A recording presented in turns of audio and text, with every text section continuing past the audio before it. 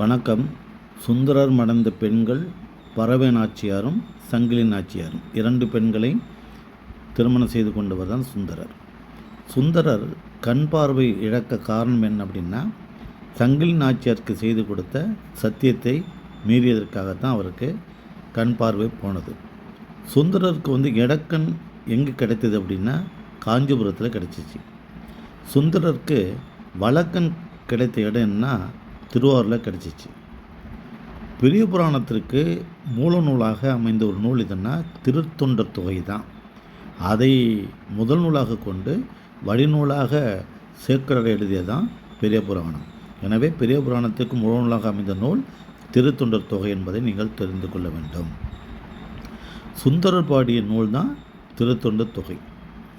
அதை நீங்கள் நல்லா புரிஞ்சுக்கணும். அந்த சுந்தரரே பெரிய புராணத்துடைய கதாநாயகன் அப்படிங்கிறதும் தெரிஞ்சுக்கணும். ஏன்னா பெரிய புராணத்துடைய கதாநாயகனே சுந்தரர் தான். ஞானசம்பந்தர் இறைவனை வழிபட்ட மார்க்கம் என்ன மார்க்கம்னா தந்தை பிள்ளை மார்க்கம். அதே சமயத்தில் சுந்தரர் இறைவனை வழிபட்ட மார்க்கம் சகமார்க்கம், தோழமை மார்க்கம் அப்படிங்கிறது தெரிஞ்சுக்கணும். சுந்தரர் செய்த அற்புதம் யாது அப்படின்னா, முதலை உண்ட பாலகனை மீட்டது, செங்கல்லை செம்பொன்னாக்கியது, அதெல்லாம் உங்களுக்கு தெரிஞ்சுக்கணும். சுந்தரர் பாடிய தேவாரம் 7ஆம் திருமுறையாக தொகுக்கப்பட்டுள்ளது அப்படிங்கிறது தெரிஞ்சுக்கணும்.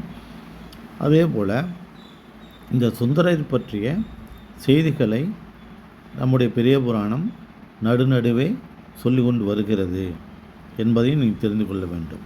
அதனால தான் பெரிய புராணத்துடைய கதாநாயகன் யார் அப்படின்னா சுந்தரர் தான். திருஞான சம்பந்தரோ மாணிக்க வாசகரோ அப்போரோ அல்ல. இறைவனை தோழனாக பாவித்த சுந்தரர் தான் பெரிய புராணத்துடைய கதாநாயகர் என்பதை நீங்கள் தெரிந்து கொள்ள வேண்டும். நன்றி.